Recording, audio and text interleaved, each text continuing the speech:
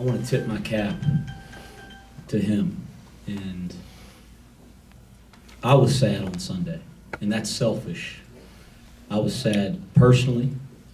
I was sad for our university and our institution and our city because that's how good I think he was as our football coach.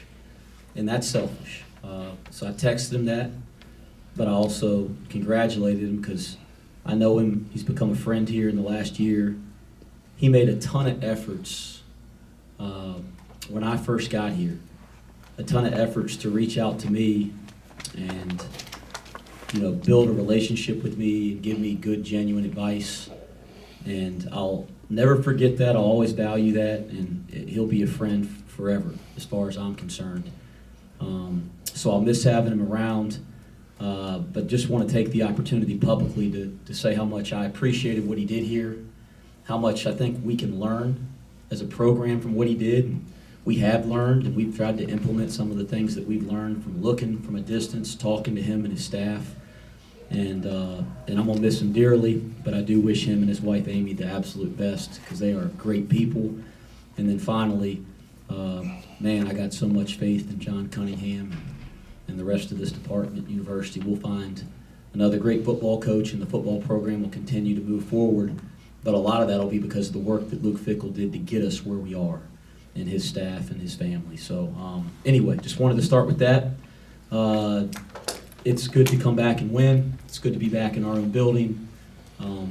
We didn't say this to our guys, but the Maui tournament's been going on for so long, and it is the best preseason college event. You do want to play in those events, but there's a long history of teams coming off of that event, especially teams on the East Coast and Midwest coming off of that event and really struggling the next week because it's tough.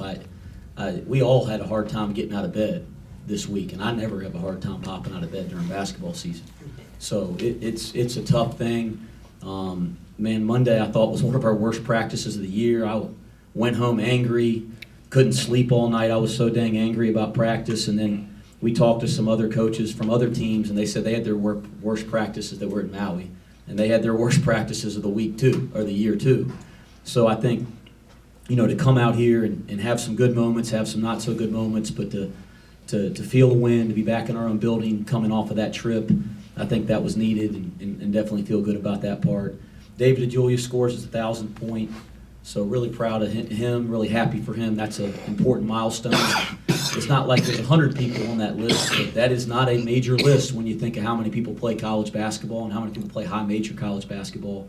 So to tip his cap to him, I'll hopefully answer a couple of your questions before we even have to take them. We said it in the press conference a couple days ago. We got to become a defensive-minded team. We got work to do there. We preached it this week. We worked on it this week. I'd like to think we preach it and work on it every day, all the time anyway.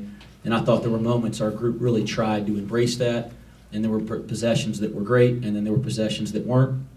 And we're going to get this team there defensively and on the backboards. We will. I mean, I'll be in a grave before we don't get there. I mean, we are going to freaking get there. Again, losing John Newman has made that more challenging, but it also gives other guys a chance to step up, and we have to do it collectively, not just with one or two guys. And so that's the focus right now, because if we do that, we all know we're going to be a good offensive team. It's inconsistent offensively. It was inconsistent tonight, but when it's good, it's pretty dang good. You had a stretch tonight in the middle of the second half where the offense went cold. You threw it into Vic, got a bucket at the rim, and then seemed to open everything back up. The roll? Yeah. Him on the roll? Yeah. How much is having him as a threat to be able to give you some easy buckets, changing things offensively? We got to get the ball inside. We got to get the ball inside. We got to put pressure on the rim. We got to get fouled, right? We can't just be a jump shooting team because that's going to be hot and cold. I think we're a pretty dang good jump shooting team. So we are trying to find ways. We've implemented actions to get Vic catches. It wasn't Vic's best night offensively. He'll be the first to tell you that. And he's been so dang good. He was due for a night that maybe it wasn't going his way. And he looked a little fatigued, I thought, at times tonight. But we have to do that. We're trying to get Landers catches in the post. We've given Landers the ability to go down there and post in some of our flow offense. And we got him there. We called some actions to get him in there. One time we turned it over. Dan and him didn't get a good catch down there in the corner in the first half. But we have to put pressure on the rim off the bounce. We have to put pressure on the rim through the post. And you'll see a concerted effort to continue to do that. I do think that there was more space on the floor tonight. We broke down. Like Rob got downhill a couple times and made some nice plays at the rim and for other people. And we got to continue to create more space to drive the basketball. What's your message at halftime of a game like this where you have a little bit of a lead, you're probably expecting to win? How do you make sure they don't come out and play flat? Defend. They're shooting, I think at halftime, they're shooting 46%. 48. 48%. That's even dang worse. They're shooting 48% in the first half. That's about the first thing we said. It was the middle of what we said. It was the last thing we said. Now, you always talk about some of the X and O things that could help. You know, I'm not going to bore you guys with that, but that was the gist of it. Let's just try to hold them, get them under 40 for the game. We didn't do that. We got them to 33 in the second half, but I'm sorry. Yeah, we got them to 36 in the second half, which was 42 for the game. We're trying to get them under 40. That was the gist of the message. DeJulius was kind of in an offensive slump in that 3-game stretch, the 3 losses. Well, he wasn't in an offensive slump in Louisville.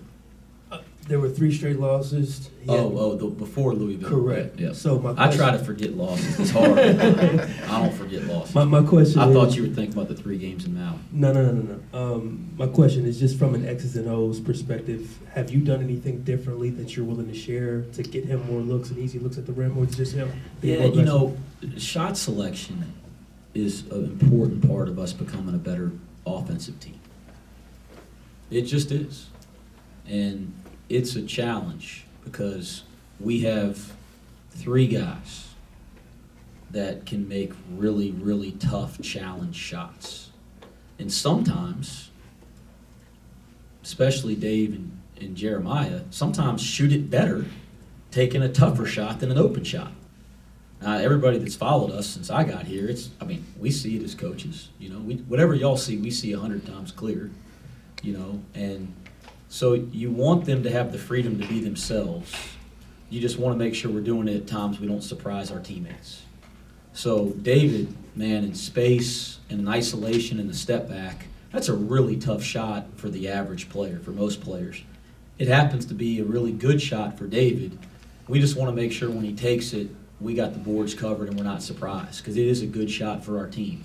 And a similar thing for Jeremiah. It's when we take those shots and they surprise us as a team, that's when they're not necessarily good shots, even though those guys are very capable of making them. So it's a lot more about where the rest of the guys are, and they can anticipate it and get to the offensive board and get some balance in terms of our defense covered while the shot's going up.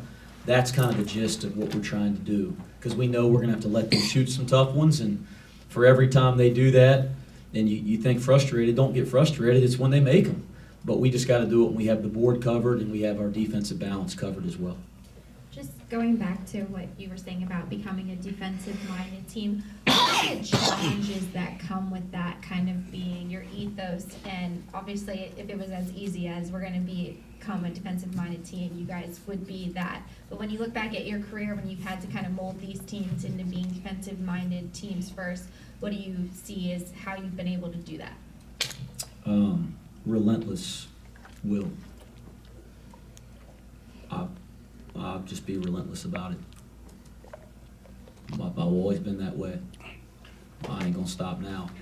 I try to grow and adjust as a coach every year, but when it comes to guarding people and rebounding, it's what I believe. I'll go to my grave believing that, and I'll be on it every single day. And I think I have some guys that understand how important it is and want to be good at it. We just gotta relentlessly work at it. And that's probably not the tricky answer you wanted, but it's just going to be a relentless approach until we get where we're supposed to be there.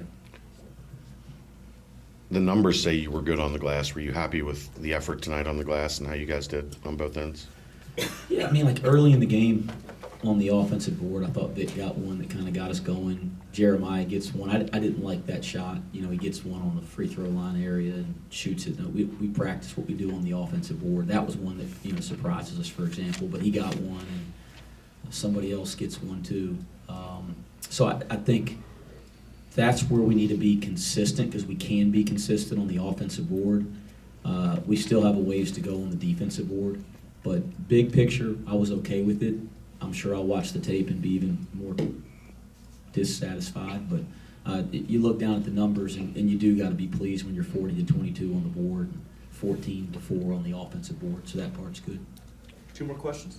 Rob Fennessy, team high plus 23 tonight, season high 7 points. What was working well for him out there? Again, we tried to open the floor up a little bit more. I don't know how easy that is to see for you guys, but we're trying to, when we break down, we're trying to open the floor up a little bit more, and, you know, I'm trying to guide on him. We got to find his offensive role within this team, and I think he's a guy that can get downhill and get into space, and I thought he did that tonight and made some nice plays.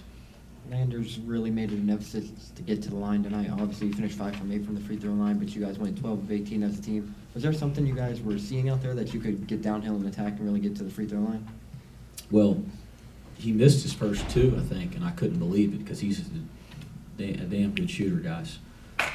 But no, I mean, I said it. I mean, yes, we're structurally, in the way that we practice, we are trying to make sure that we are structured in a way that we put more pressure on the rim and try to get fouled. He got some of his fouls, you know, getting guys in the air with his shot fake out on the perimeter, so it wasn't as much attacking the rim for him.